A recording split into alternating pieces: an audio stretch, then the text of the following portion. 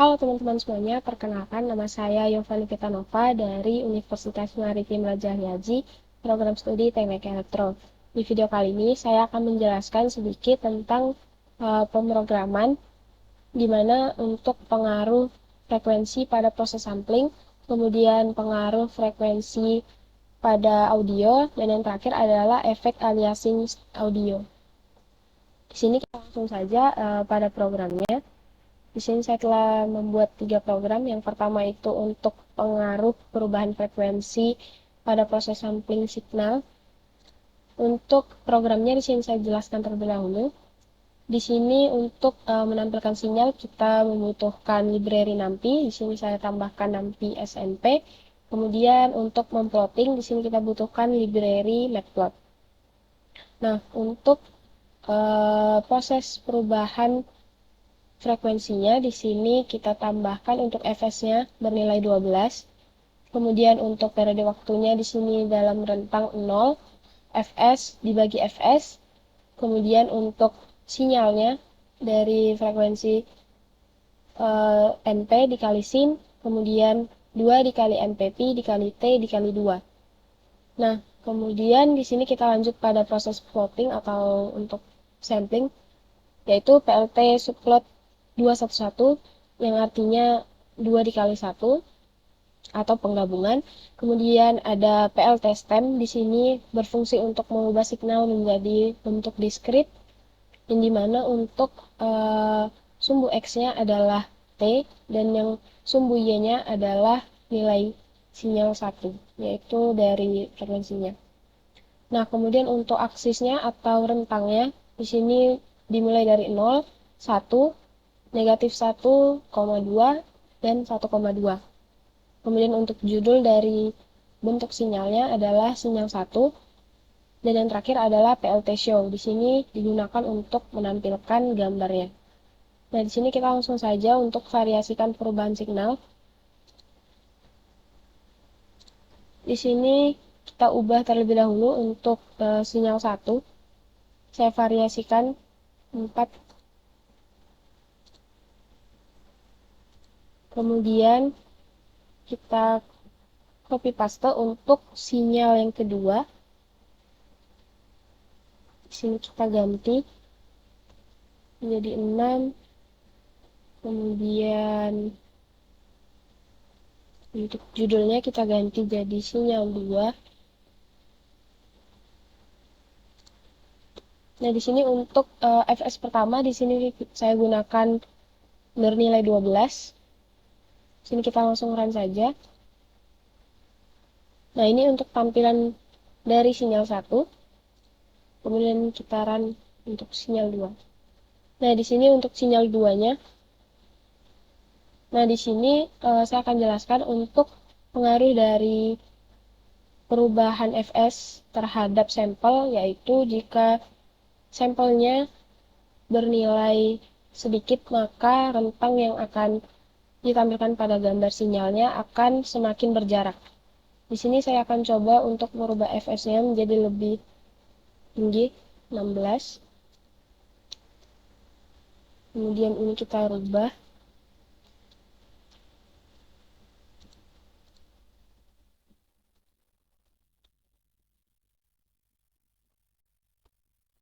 Nah, di sini kita langsung run saja.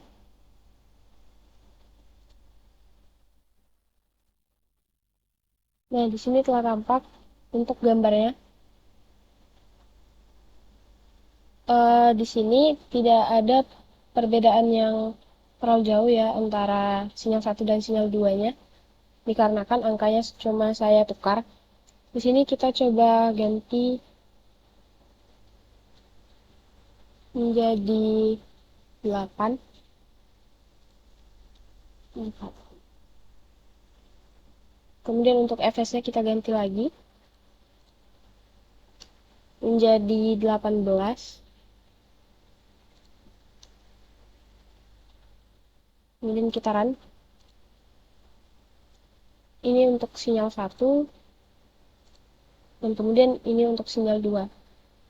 Nah, di sini terlihat lagi untuk perubahan fs-nya. Jika fs-nya dinaikkan, maka untuk sampelnya akan menjadi semakin banyak atau semakin rapat. Sini kita lakukan lagi 2 kali untuk perubahan fs-nya menjadi 25.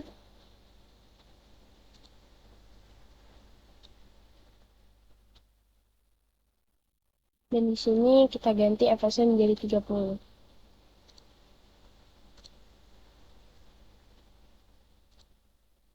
Kan? Nah, di sini dapat saya simpulkan untuk perubahan frekuensi terhadap sampling signal, jika fs-nya bertambah, maka untuk titik sampel tiap yang berada pada signal akan semakin banyak dan semakin rapat. Nah, di sini saya akan lanjut ke program kedua, yaitu frekuensi sampling audio. Nah, di sini untuk programnya akan saya jelaskan lagi. Seperti yang sebelumnya, untuk menampilkan signal, di sini kita membutuhkan library NumPy, dan untuk plotting, di sini kita butuhkan library-nya. Dan yang terakhir, di sini karena kita ingin mendengarkan audio, maka di sini kita membutuhkan library IPython display untuk mengimport menjadi audio. Nah, di sini kita akan melakukan percobaannya. Untuk fs-nya kita mulai dengan angka 200 dan f-nya di sini bebas. Saya akan memilih 50. Di sini kita langsung run saja. Nah, di sini telah tampak gambarnya. Untuk audio yang ditampilkan di laptop saya tidak support, maka di sini saya akan menjelaskan saja. Untuk durasi dari audionya, pada bahasa Python biasanya dimulai dari detik 1. Di sini kita akan coba durasinya untuk 1 detik saja. Kemudian fs-nya kita naikkan lagi menjadi 250. Nah, di sini telah tampil untuk perubahannya. Nah, di sini jika fs-nya dinaikkan, maka suara akan menjadi lebih tinggi. Di sini kita naikkan lagi untuk 300. Maka dia akan semakin rapat dan nilainya akan semakin suaranya akan semakin tinggi. Kemudian 400, maka akan semakin tinggi lagi. Begitu juga seterusnya sampai dengan fs yang terakhir, yaitu 1000.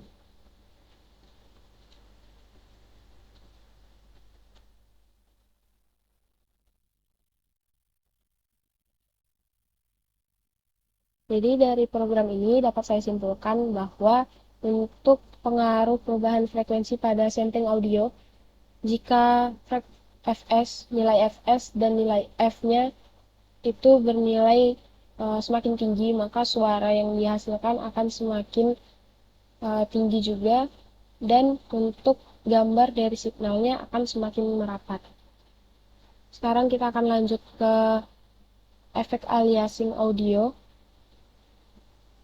Di sini saya telah membuat sebuah program yang dimana untuk sinyal seperti biasa kita membutuhkan NumPy dan Matplotlib.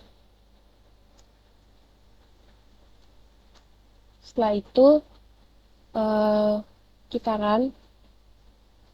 Nah, di sini untuk nilai fs-nya saya gunakan 1000, kemudian untuk t-nya dimulai dari 0, 0,25, 1 dibagi fs. Nah, di sini untuk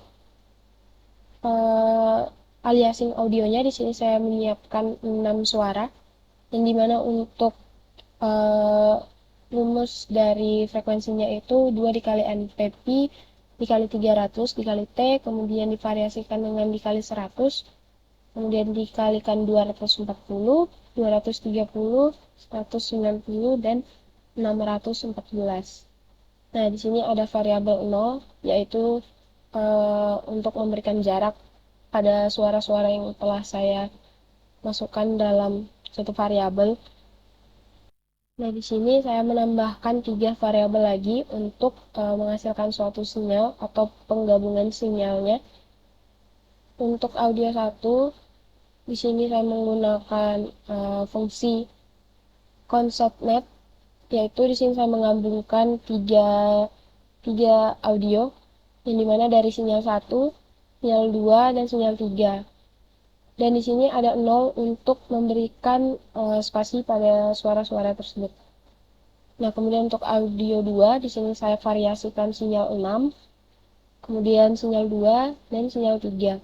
Dan yang terakhir untuk audio 3-nya, di sini saya gunakan sinyal 1, sinyal 4, dan sinyal 5. Nah, kemudian setelah digabungkan, di sini saya membuat satu variabel lagi untuk hasil dari audio signalnya, yaitu bernama audio signal dengan program ConceptNet, di mana audio 1, audio 2, dan audio 3 itu digabungkan. Nah, kemudian kita lakukan subplot lagi, memplotting 211 atau 2 1, kemudian kita masukkan plotting untuk audio signalnya, kemudian kita gabungkan lagi menjadi 2 dikali 2.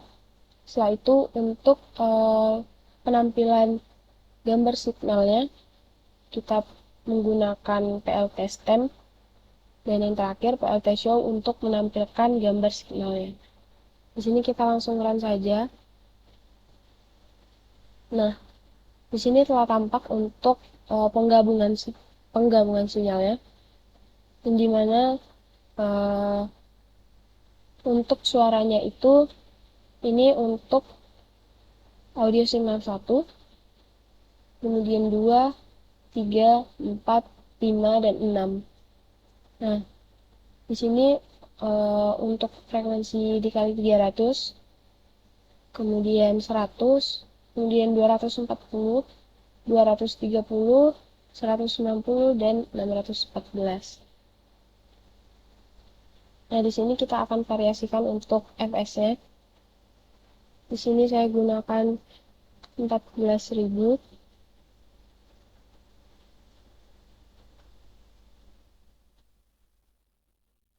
Nah, di sini telah tampil.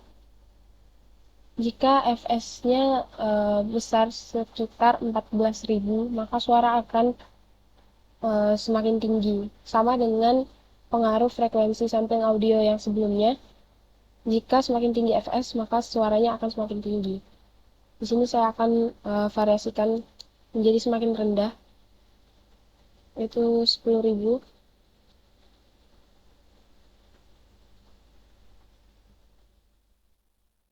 Nah, di sini telah tampil.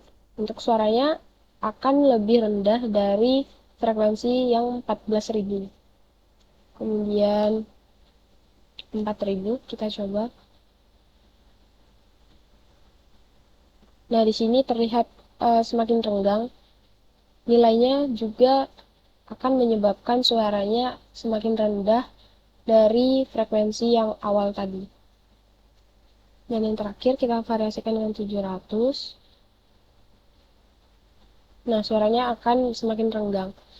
Jadi dapat saya simpulkan bahwa untuk program efek aliasing audio ini, jika fs-nya semakin tinggi, maka suara akan semakin tinggi juga. Dan di sini dia akan bervariasi tergantung dengan penggabungan audio yang telah kita buat berdasarkan sinyal-sinyal dan rumus frekuensi yang telah kita buat. Sekian dari penjelasan saya. Saya mohon maaf jika terdapat kesalahan. Saya tutup. Terima kasih teman-teman.